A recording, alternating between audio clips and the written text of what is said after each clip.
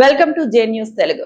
ఆనమై జిల్లా పొంగనూరు పరిధిలోని toll plaza సమీపంలోని కనుమళ్ల గంగమ్మ మలుపు వద్ద గుర్తు తెలియని వాహనం ఢీకొని ఎక్సైజ్ కానిస్టేబుల్ దేవేంద్ర మృతి చెందిన ఘటనపై పోలీసులు అన్ని కోణాల్లో దర్యాప్తు చేపట్టారు. ఈ ఘటనపై మంగళవారం పొంగనూరు సిఐ సుబ్బారాయుడు మీడియాతో మాట్లాడుతూ సోమవారం మదనపల్లిలో భూ వివాదానికి సంబంధించి కొంతమందిపై దేవేంద్ర కేసు నమోదు చేశారని తెలిపారు. అనంతరం రాత్రి సుమారు 10 గంటల ప్రాంతంలో ఎఫ్ఐఆర్ తో మదనపల్లి నుంచి చిత్తూరుకు బయలుదేరినట్లు చెప్పారు. రాత్రి సుమారు 12 గంటల సమయంలో పుంగనూరు సమీపంలోని కనుమళ్ల గంగమ్మ మలుపు వద్ద గుర్తు తెలియని వాహనం ఢీకొట్టడంతో దేవేంద్ర అక్కడికక్కడే మృతి చెందినట్లు వెల్లడించారు. మృతుడి భార్య ఇచ్చిన ఫిర్యాదు మేరకు కేసు నమోదు చేసినట్లు సీఐ తెలిపారు. అలాగే భూ వివాదం కేసులో ఎఫ్ఐఆర్ నమోదైన వ్యక్తుల ప్రమేయం ఏమైనా ఉందా అనే కోణంలో కూడా దర్యాప్తు కొనసాగిస్తున్నామని చెప్పారు. పోస్ట్ మార్టం నివేదికతో పాటు విచారణలో వెలుగులోకి వచ్చే ఆధారాల ఆధారంగా పూర్తి వివరాలు వెల్లడిస్తామని సీఐ సుబ్బారాయుడు తెలిపారు. ఈ దినం తెల్లవారుజామున సుమారు 12 గంటల ప్రాంతంలో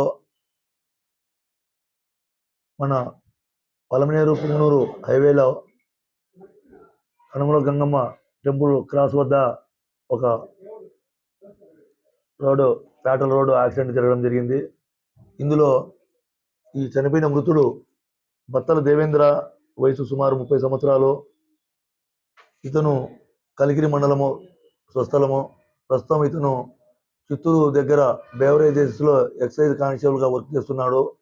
ఇతను తన సొంత పని నిమిత్తం నిన్న మదనపల్లెకు వెళ్ళి అక్కడ మదనపల్లె తాలూకా పోలీస్ స్టేషన్ లో ఒక ల్యాండ్ విషయంలో వేరే వారిపైన ఒక కేసు నమోదు చేయించి ఆ ఎఫ్ఐఆర్ తో పాటు సుమారు మదనపల్లిలో సుమారు 10-10:30 ప్రాంతంలో బయలుదేరి బైక్ పై వస్తూ ఉండగా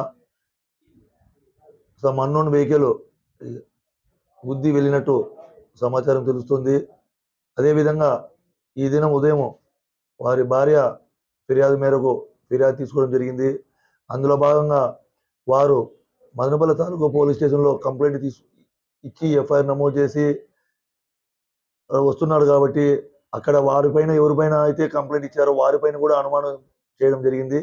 ఆ కోణంలో కూడా మేము ఇన్వెస్టిగేషన్ చేయడం జరుగుతుంది. ప్రస్తుతం పోస్ట్ మార్టం జరుగుతుంది. తదుపరి విషయాలు ఏదైనా ఉంటే తెలియజేయగలుగుతాం.